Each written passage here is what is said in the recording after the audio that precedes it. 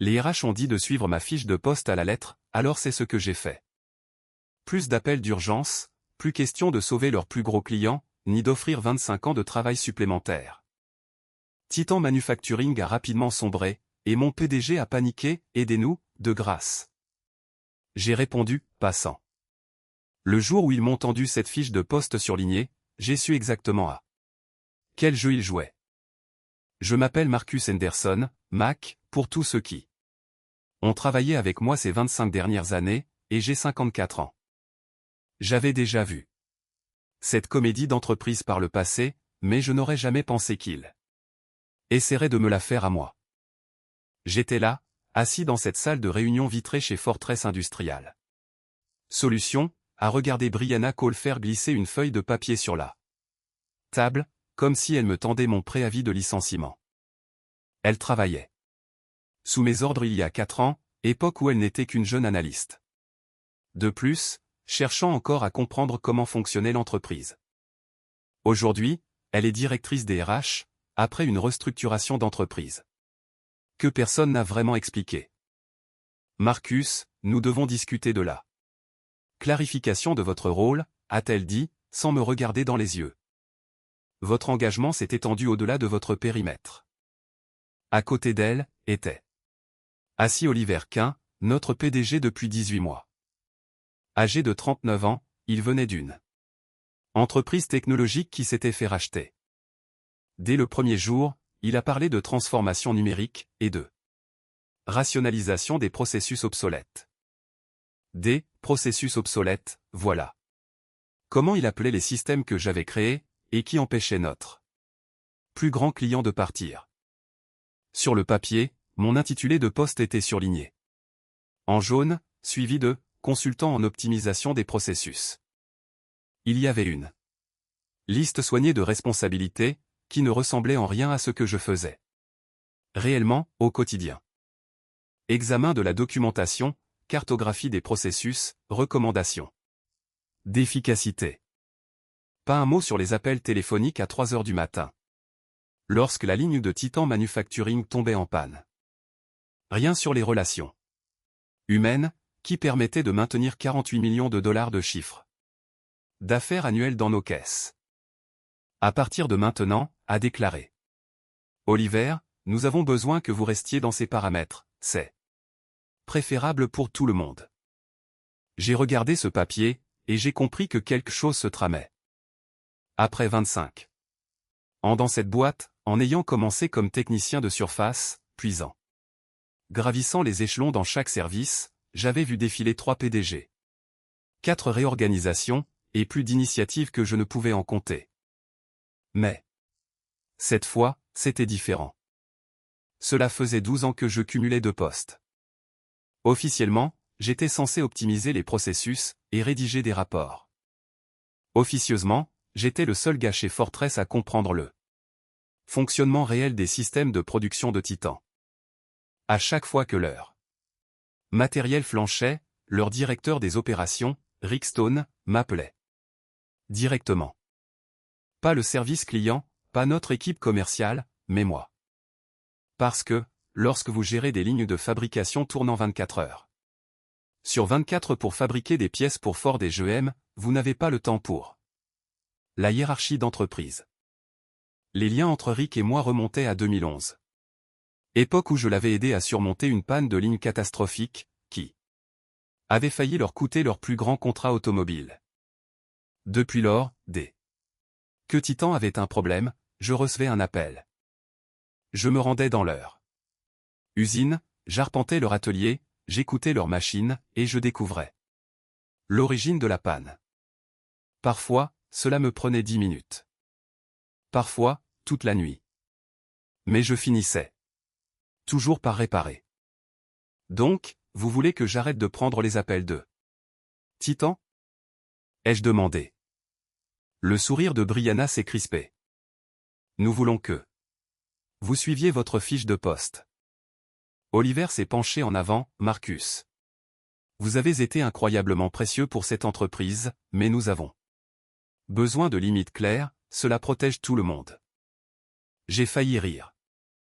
Après toutes ces années, il voulait me mettre dans une case. Mais le problème avec les cases, c'est qu'elles fonctionnent dans les deux sens, elles peuvent vous piéger, ou elles peuvent vous protéger. C'est compris, ai-je dit, je vais la suivre exactement. En retournant à mon bureau, j'ai pensé à Linda, à l'hypothèque, et à ma retraite qui était encore à 8 ans. L'entreprise savait exactement ce qu'elle avait contre moi, et elle comptait bien dessus. Cet après-midi-là, Rick Stone m'a envoyé son message habituel.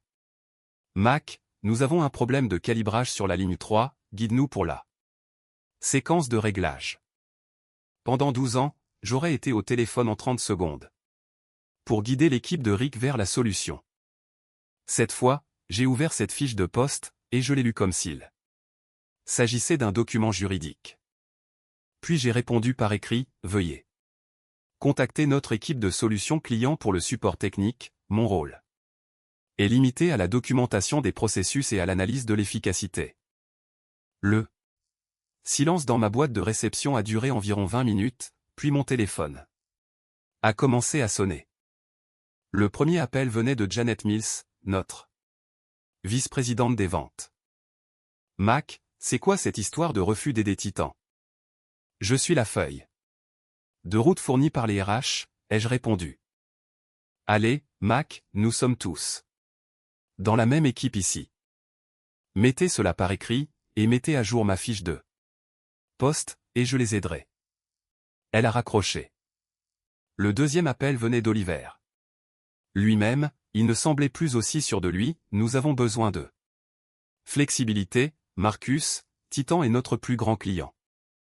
Je le comprends. Mettez à jour ma description de rôle pour y inclure le support technique en direct, et je serai flexible. Il est resté silencieux pendant un long moment. Nous n'avons rien à changer, faites simplement preuve de bon sens. Le bon sens me dit de suivre la feuille de route écrite que vous m'avez donnée. Il a raccroché, lui aussi. À la fin de la journée, j'avais 8 appels manqués et 15 emails, disant tous en substance, réglez ce bordel. Mais personne ne voulait admettre qu'il avait créé cette pagaille, en essayant de réduire mon travail à de la paperasse et des réunions. La vraie pression a commencé à monter le lendemain matin. Tout à coup, je n'étais plus invité aux réunions de production, que je dirigeais pourtant depuis 6 ans. Mon accès au tableau de bord du système de Titan a été temporairement suspendu, pour un contrôle de sécurité.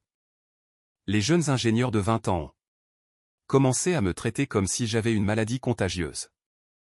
Mais je suis resté calme, j'ai vérifié les chiffres, j'ai tout documenté, et j'ai suivi la procédure exactement comme elle était écrite. Puis, la ligne 3 de Titan est tombée lourdement en panne. Pas un simple OK, mais un arrêt complet, qui a bloqué tout leur calendrier de production. Ils avaient pour 2,8 millions de dollars de pièces automobiles à expédier avant vendredi, et nous étions déjà mercredi matin. Rick Stone m'a appelé directement. Mac, je me fiche de la politique interne d'entreprise. Ma ligne est en panne. Depuis 6 heures, et tes collègues ne font que me renvoyer d'un service à l'autre. Je me sentais mal pour Rick. Nous travaillons ensemble depuis 2011, et il avait toujours été honnête avec moi. Mais j'avais appris une chose importante au cours de mes 25 ans à gravir les échelons, de technicien à directeur, quand la direction joue avec votre travail, vous jouez selon leurs règles, jusqu'à ce qu'ils se rappellent pourquoi ils avaient besoin de vous au départ. Rick, je ne peux plus dépanner les systèmes en direct, cela n'est plus dans ma fiche de poste. Qu'est-ce que cela veut dire? Cela veut dire que je peux vous rédiger un document de processus sur les procédures de calibrage, mais je ne peux pas vous guider pour la réparation réelle. Un long silence, puis, c'est du grand n'importe quoi, Mac, tu connais ce système mieux que personne. Vois ça avec Oliver Quint. Ce soir-là, je suis rentré chez moi auprès de Linda, et je lui ai raconté ce qui se passait. Nous étions assis à la table de la cuisine, à éplucher les factures. Comme nous le faisons tous les mercredis. Le remboursement du prêt étudiant. Dami, 340 $. L'hypothèque, 1847 $. Ma cotisation de retraite 401 K, que je ne pouvais pas me permettre de réduire. Tu penses qu'ils vont te virer? Ah. Demandait Linda. Probablement, mais ils devront me verser mes indemnités de licenciement, et j'ai tout documenté. Linda est mariée avec moi depuis 28 ans, elle sait quand. J'ai pris une décision. Quel est ton plan? Suivre les règles qu'ils m'ont données, et les laisser voir ce qui se passe quand je reste strictement dans ma ligne. Elle est restée silencieuse pendant 1 minute, puis elle a étendu le bras pour me serrer la main. Nous nous en sortirons très bien de toute façon, Mac, nous trouvons toujours une solution. C'est tout à fait ma Linda. Après 28 ans, elle croyait toujours en moi, même quand je n'étais pas sûr de croire en moi-même. Le jeudi matin, Titan était plongé dans de beaux draps. L'arrêt de leur ligne 3 avait provoqué des cascades de problèmes sur la ligne 1, et maintenant, ils risquaient de rater leur délai de livraison pour Ford, GM et Chrysler. Rick avait fait remonter le problème à son équipe de direction, qui exigeait désormais des réponses de la part d'Oliver. J'ai passé ma journée de jeudi à rédiger de la documentation de processus, exactement ce que ma fiche de poste me demandait de faire. J'ai documenté chaque étape de la séquence de calibrage dont Titan avait besoin. Chaque protocole de dépannage, et chaque procédure de sécurité. De magnifiques documents détaillés, qui étaient absolument inutiles pour quelqu'un n'ayant jamais fait fonctionner cet équipement auparavant. Vers midi, Oliver s'est présenté à mon bureau. Le cadre de la tech plein d'assurance de la réunion de lundi avait disparu, il ressemblait à un homme dont les chiffres trimestriels allaient partir en fumée. Marcus, nous avons besoin que vous preniez un appel avec Titan, aidez-les à sortir de là. Je serais ravi de planifier une réunion de revue de processus. Ai-je dit, je peux présenter mes conclusions de documentation, ainsi que mes recommandations d'efficacité. Arrêtez le blabla, réparez simplement leur ligne. Je l'ai regardé, et je suis resté calme. Mettez-le par écrit, mettez à jour ma fiche de poste pour y inclure le support technique en direct. Il m'a fixé comme si je lui avais demandé d'avouer sa faute, ce qui, en termes d'entreprise, était le cas. Nous n'avons rien à changer, soyez juste serviables. Alors je continuerai à suivre la feuille de route que vous m'avez donnée. Vendredi matin, la situation de Titan est passée de mauvaise à catastrophique. La ligne 1 avait développé ce qu'ils appelaient un « défaut fantôme », des arrêts intermittents toutes les 90 minutes, réglés comme du papier à musique. Leur production était complètement à l'arrêt, et ils faisaient face à des pénalités financières qui pouvaient se chiffrer en millions. J'étais en train de documenter les procédures théoriques de dépannage pour les défauts fantômes, quand mon téléphone fixe a sonné. Une ligne directe, sans passer par le standard de l'entreprise. Mac, c'est Rick Stone. Oublie Fortress. 1 minute, je t'appelle personnellement. J'ai senti que quelque chose basculait. Il ne s'agissait plus de politique d'entreprise, mais de 2 mecs qui travaillaient ensemble depuis 12 ans. De quoi as-tu besoin, Rick? J'ai besoin que ce soit réparé d'ici lundi. Sinon nous faisons face à des annulations de contrats qui pourraient fermer de nos usines. 300 emplois, Mac, 300 emplois. Des familles avec des hypothèques, des crédits auto, et des enfants à l'université, tout comme la mienne. Des gens qui ont fait leur travail au quotidien, et qui ne méritent pas d'être pris au piège dans des jeux d'entreprise. À quel genre d'arrangement penses-tu? Un contrat direct entre toi et Titan, sans passer par Fortress. Fixe ton prix. J'ai pensé à Linda, à ce voyage en Europe, auprès d'amis, et à notre hypothèque. J'ai pensé aux 8 années restantes avant la retraite, et je me suis demandé si je voulais vraiment les passer à regarder Oliver Quint ruiner cette boîte. Stabilisation du système d'urgence, ai-je dit. 35 000 $ pour 2 semaines. Plus la documentation des réparations permanentes pour 10 000 $ de plus. Affaire conclue, peux-tu commencer lundi? Envoie-moi le contrat dimanche. Soir. Ce week-end-là, Linda et moi avons discuté en profondeur. Nous avons discuté. Comme à l'époque où les enfants étaient petits, et où chaque décision semblait gigantesque. Elle a préparé du café, j'ai étalé nos papiers financiers sur la table de la cuisine, et nous avons analysé les chiffres.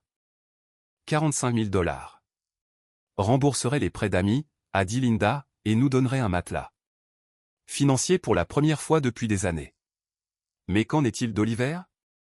Qu'en est-il de Fortress? J'y avais pensé tout le week-end. 25 ans dans la même entreprise, à la voir. Passer d'un endroit où l'expérience comptait, à un endroit où tout tournait autour des algorithmes et des métriques d'efficacité. Je vais prendre 2 semaines de congé personnel, après cela, nous verrons bien. Dimanche soir, Rick m'a envoyé par email un contrat de conseil en bonne et due forme. Rien de très extravagant, une feuille de route claire, un calendrier précis, et des conditions de paiement limpides. Stabilisation du système d'urgence, 35 000 $. Documentation des réparations permanentes, 10 000 $. 2 semaines au total. Avec des rapports de progrès quotidiens. Je l'ai imprimé, je l'ai lu 2 fois. Et je l'ai signé. Lundi matin, j'ai appelé Oliver, et je lui ai annoncé que je prenais un congé personnel. Puis, je suis allé en voiture jusqu'à l'usine de Titan, et j'ai rejoint Rika. L'entrée principale. C'est grave à quel point? Ai-je demandé. Grave. La direction nous met la pression, et si nous n'expédions pas d'ici mercredi, Ford parle de trouver un autre fournisseur. J'ai suivi Rick dans l'atelier de production, et c'était comme rentrer à la maison. L'odeur d'huile de coupe, le bruit des machines, et le chaos organisé des pièces. Traversant les postes d'assemblage. C'est là que j'avais commencé il y a 25 ans. Époque où je pensais que le seul moyen d'évoluer était d'intégrer le management. Peut-être que je me trompais sur ce point. Il m'a fallu 4 heures pour trouver le vrai problème. Ce n'était pas le problème de calibrage sur lequel tout le monde se focalisait. Ni même le défaut fantôme qui les laissait perplexes. C'était un relais de temporisation, qui se dégradait lentement depuis 3 mois, perturbant la synchronisation entre la ligne 1 et la ligne 3. Le genre de détail qu'on ne remarque que si l'on connaît le rythme de l'équipement aussi bien que moi. Comment savais-tu où regarder? A demandé Rick. De la même façon que tu. C'est quand ta voiture est sur le point de tomber en panne, en écoutant. Dès mercredi, les 2 lignes tournaient à nouveau parfaitement. Dès vendredi, Titan était à nouveau dans les temps, et Ford était satisfait. L'appel téléphonique d'Oliver est arrivé jeudi matin, alors que je finissais ma documentation chez Titan. Marcus, nous avons cru comprendre que vous aidiez Titan en tant que consultant externe. C'est exact. Cela crée certaines complications. Fortress dispose d'un contrat de service exclusif avec Titan. J'ai failli sourire.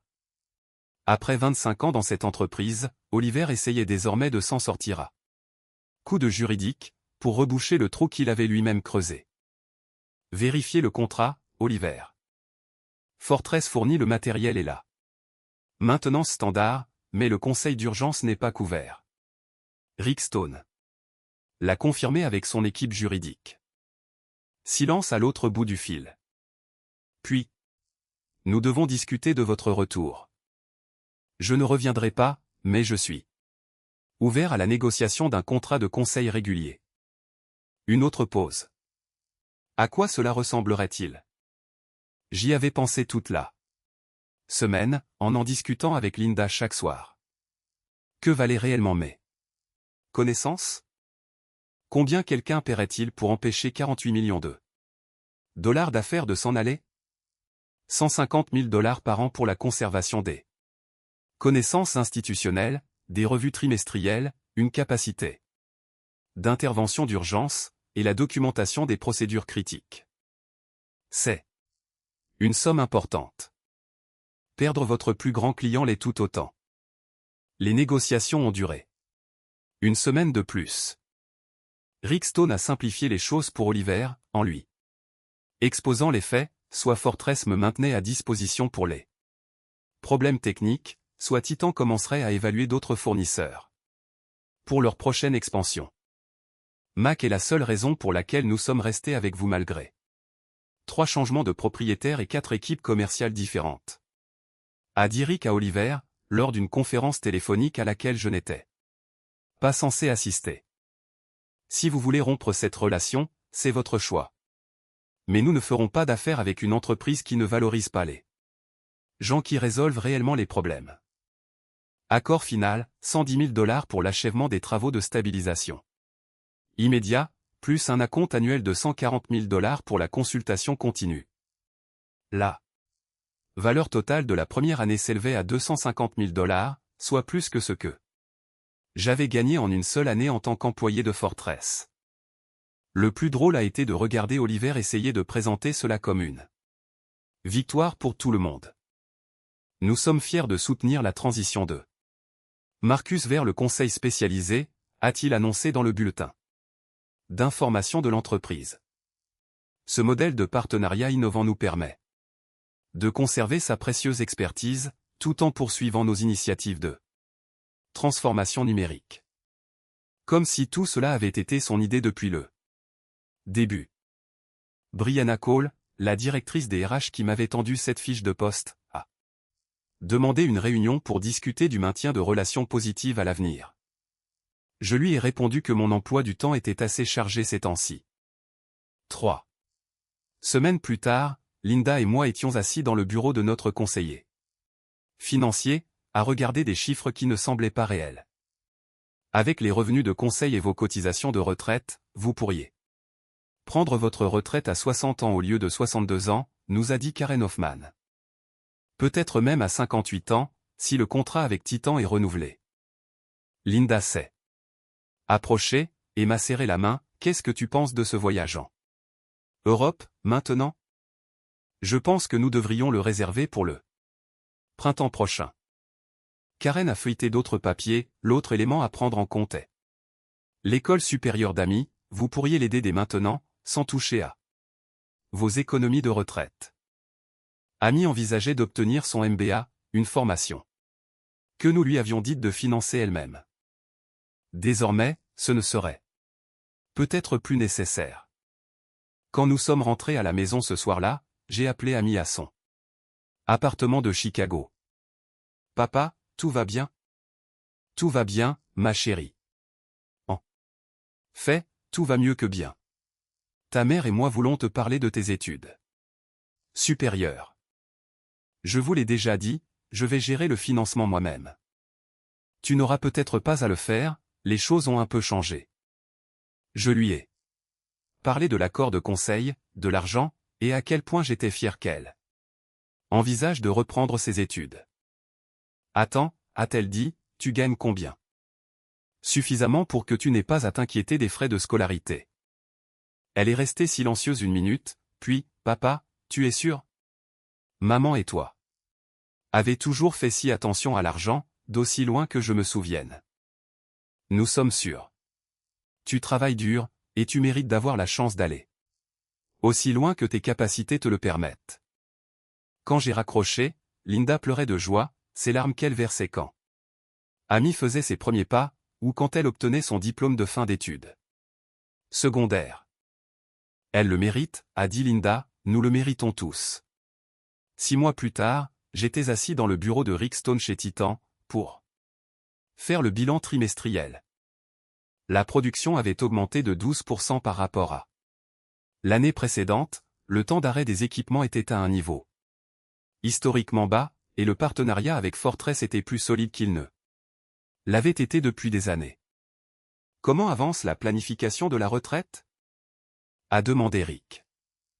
Mieux que prévu, Linda et moi allons peut-être faire ce voyage en Europe l'automne prochain. Tu l'as bien mérité, 30 ans dans l'industrie, la majeure partie a réparé les erreurs des autres. Rick avait raison sur ce point, mais ces problèmes ne me semblaient plus être un fardeau, ils ressemblaient désormais à des opportunités. J'ai pensé à développer l'activité de conseil, lui ai-je dit, il y a beaucoup d'entreprises qui rencontrent les mêmes problèmes que Titan. Des gars expérimentés mis de côté au profit de jeunes ingénieurs qui s'y connaissent en logiciel, mais ne comprennent rien aux machines. Tu penses à prendre des associés? Peut-être. Il y a un gars avec qui j'ai travaillé chez Fortress, présent depuis 23 ans, qui connaît les systèmes d'automatisation mieux que personne. Oliver s'apprête à restructurer son service. Rick a souri, on dirait que tu pourrais l'aider à retomber sur ses pattes. C'est l'idée. Le trajet du retour ce jour-là m'a fait passer devant Fortress Industrial. Solution. Je ne me suis pas arrêté, mais j'ai un peu ralenti, en observant ce bâtiment où j'avais passé 25 ans de ma vie. Dans le parking, il y avait des voitures que je ne connaissais pas, appartenant à de jeunes ingénieurs et chargés de développement, qui n'avaient jamais mis les pieds dans un atelier de fabrication. C'était très bien ainsi. Les entreprises changent, la technologie évolue, et les gens passent à autre chose. Mais l'expérience ne devient pas obsolète simplement parce que quelqu'un invente une nouvelle application, ou repense un flux de travail. L'astuce consiste à savoir ce que vaut votre expérience, et à vous assurer d'être payé à votre juste valeur. Quand je suis rentré chez moi, Linda était dans la cuisine à préparer le dîner, en fredonnant un air tout en remuant une casserole de sauce. L'avis de paiement de l'hypothèque était posé sur le comptoir, marqué comme « payé » de sa propre écriture. « Bonne journée » a-t-elle demandé. « Bonne journée. Rick et moi avons parlé de développer l'entreprise, es-tu prête? Pour cela. J'y ai réfléchi. 1 an plus tôt, l'idée de créer ma propre entreprise m'aurait terrifié, trop de risques, trop d'incertitudes. Mais c'était à l'époque où je croyais que la sécurité de l'emploi venait du fait de faire profil bas, en espérant que la direction m'apprécie. Désormais, je savais à quoi m'en tenir. La vraie sécurité vient de la connaissance de votre valeur, et de votre volonté de la prouver. Je crois que je suis prêt. Elle a souri, et m'a tendu une bière, alors je suis prête, moi aussi.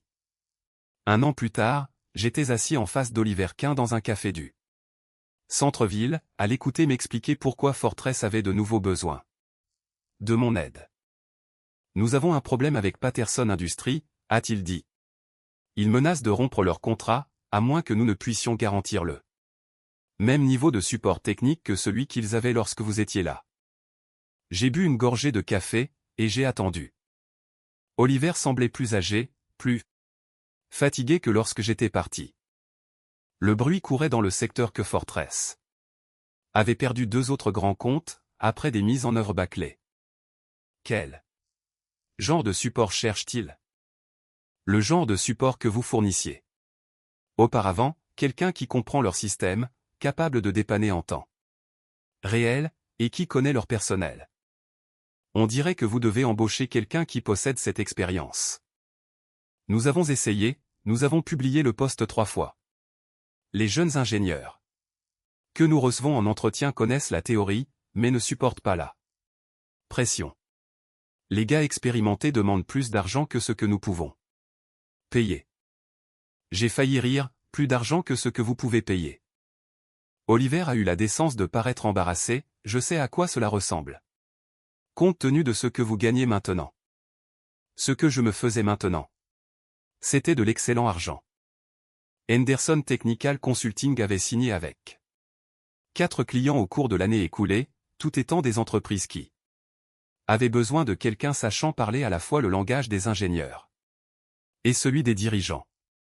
Mon associé, Jim Walsh, le gars de Fortress dont j'avais parlé à Rick, avait apporté 3 nouveaux comptes. Notre carnet de commandes était complet pour les 18 prochains mois. Oliver, je ne suis pas intéressé à l'idée de revenir. Mais je pourrais peut-être vous aider à trouver quelqu'un. Nous vous en serions reconnaissants. Jim et moi connaissons beaucoup de gars dans la même situation que celle où je me trouvais, expérimenté, sous-évalué, et cherchant des entreprises qui respectent ce qu'ils apportent. Oliver s'est penché en avant, combien cela coûterait-il? Pour le recrutement, rien.